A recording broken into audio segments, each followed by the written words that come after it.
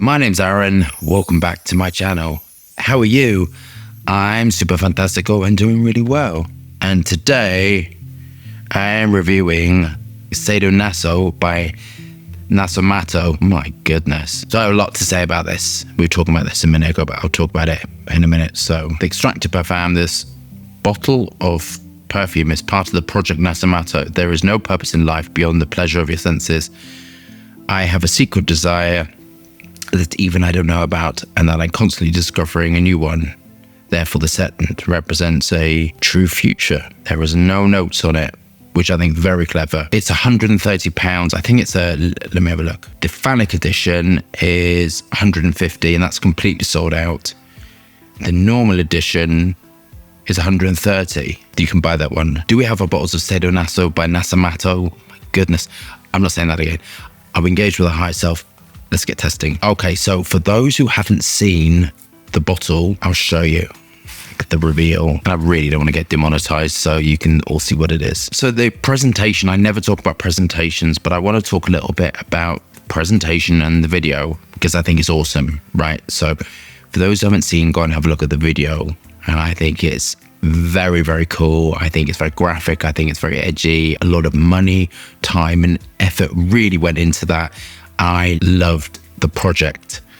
What you don't know is there's a fragrance name which I came up with about a year ago, and I was going to film with someone and we were going to do something not the same as it, but similar. So when this came up, I was like, damn it, it's kind of like it would be too similar. So I was thinking about that name for 2025, 2026 and doing something with it that's different. But I was kind of like, damn it, they got there first. So never mind. But I love the packaging, kind of like, I think it's so graphic. It's just so cool. Like the pink outer box, the blue on the black. It looks a little bit like Star Wars, you know, when that comes, Star Wars films. I think it's really cool. I love the blue on the black. I just love it all. I think it's very, very appealing to me. It is. It looks like a bit like Cadbury's chocolate and does like Star Wars, but whatever. So this, I think, is really clever because it's obviously going to sell out with the Phallic symbol on. I think it's clever perfumery. And with this, I think the marketing is genius. I think it's genius level. So I don't like that frag side, but on there they've marked it really low, and I think that's genius as well, because you know when you're going to put out something like that sort of name or this sort of concept and with that sort of video, that it's going to get marked down, and that creates interest and intrigue and outrage. So go and have a look, because I think it's really clever. It looks like art to me, and this is definitely perfume on the, you know, art side. So I kind of love it. I don't know what to expect at all. I'm going to remove the head. So I have no idea what to expect. There was no notes, whatever. So on one arm I got that vulva, and on the other hand I got so kind of whatever. So I'll show you the atomizer. I forgot to do that. Hey, it's really pleasant. I kind of was expecting something else. I don't know what I was expecting, to be honest with you. It was obviously Kumar, and you can smell the Kumar, and this is a musk-heavy fragrance.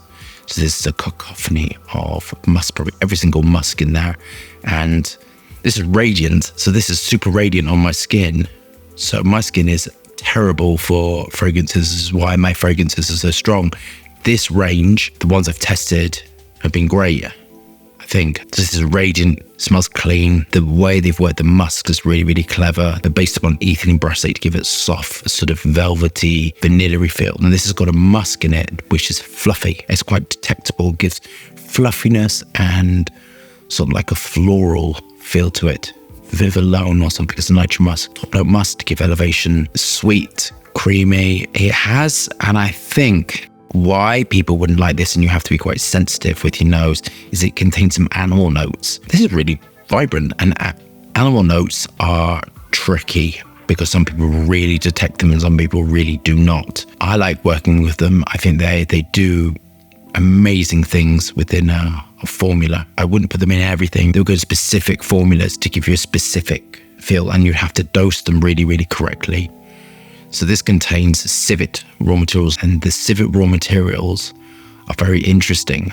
And that's kind of what I'm detecting. And that mixed with the Kumaran is giving sort of a real, and with all the musk notes, you know, muscanone, which is apparently muscanone is like the musk that we secrete as human beings. So as human beings, we smell when we're clean, and you smell your skin. Not when you're dirty, not when you need to have a shower, but when you're clean, and then your skin has a smell. Apparently that's muscanone. Muscanone is really expensive. And then it's muscone. So I have both, and I like working with them together. They have a really beautiful synergistic effect. The soft, fluffy.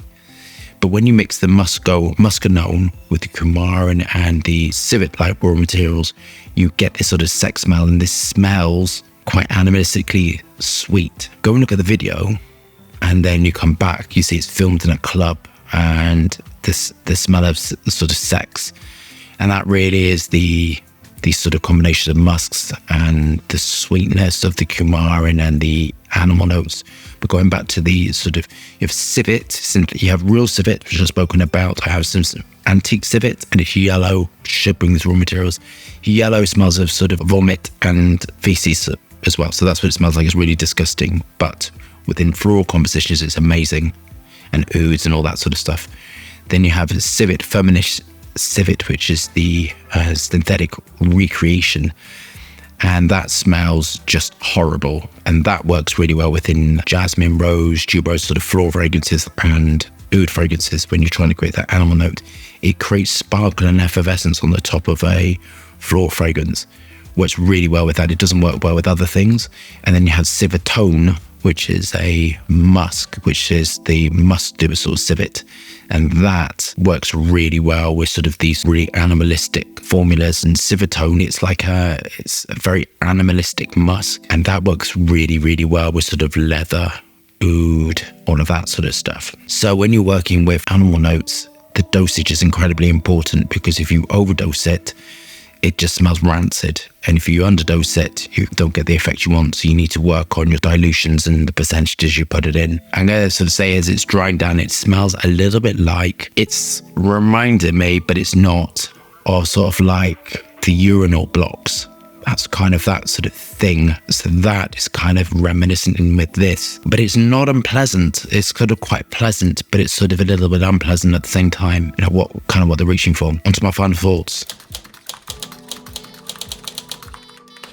I think the marketing is genius on this. I love it. I think you have to be an artist and be able to conceive things that haven't been conceived before to create this.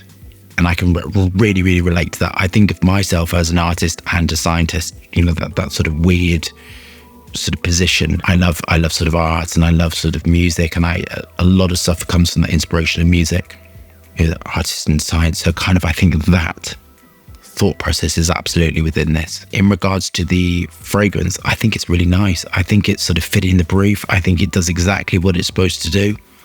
I don't think it's really unpleasant, but there is a little bit of a composition of the musks, the sort of civet-like raw materials, and the coumarin. There's a little bit, I think you have to be brave to wear it, because the more I'm smelling it, it's kind of super radiant on me, the more I'm disliking it, if I'm sort of honest with you. So this is going to be a weird one to mark, because I think the technical skill is really, really great, because it's radiant and it smells like a finished perfume. That's the first thing. The marketing was genius. Love it. And kind of very, very inspiring. And kind of, as I said, the video, I'm gutted, because kind of like it would look like I'm copying him if I did it now. So we have to come up with a different concept completely. Fine, because I can come up with lots of concepts, but kind of whatever. So I'm going to mark it an 8 out of 10. I think it's kind of like, the fragrance is absolutely not for me. I think it's going to be worn for specific people, specific occasions. I think it's a talking piece. I think the bottle and all of that, I would love to have seen. I wonder where they get their bottles from. You can either get it from China or France or Italy. I kind of would imagine that you get, let's say it's Italian, these little Italian ladies polishing the headers, they're putting it in the box. I kind of think that makes me laugh as well. The whole thing makes me laugh, because I kind of know when, so I'll tell you something quickly. We have our bottles, the 30ml bottles, printed in the UK with a really, really nice company. I had to ask them, with all these names and the two names that are coming up, if they minded or if it offended anyone, because obviously the names are quite, especially with the hair care range, all of that stuff. It's fun. I think of it as really, really fun, but I kind of imagine they're like this work stuff, and like, oh my God, here comes this Aaron Terence with another name, and I kind of imagine they laughed. I hope they laughed at it. I'd love to think that they had a giggle looking at the name, But I kind of imagine at the factory, I just imagine these Italian ladies or Chinese ladies polishing the head, which makes me laugh even more. And kind of for that, I think, yeah, an eight's great. Yeah, so try and get your hands on it. So love that review, thumbs up and subscribe for more fascinating, interesting content. Lots of moving hands and lots of fragrance reviews. Hope you stay safe and well. See you soon.